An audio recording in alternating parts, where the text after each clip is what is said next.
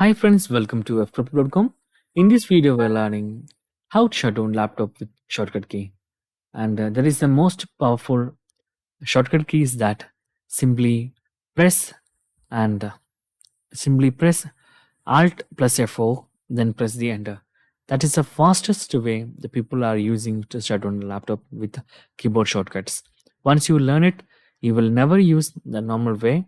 And there is two fastest ways that set your power button as shutdown, then press the power button. Otherwise, you can use Alt plus F4, then enter. So this is the fastest shortcuts to shut down your PC.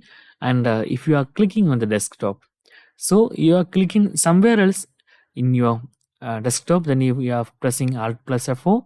That will be start close all of opened applications in your laptop. So that's the different things.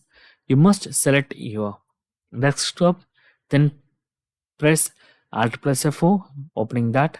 Otherwise, it will be closing all kind of application, and all applications are closed.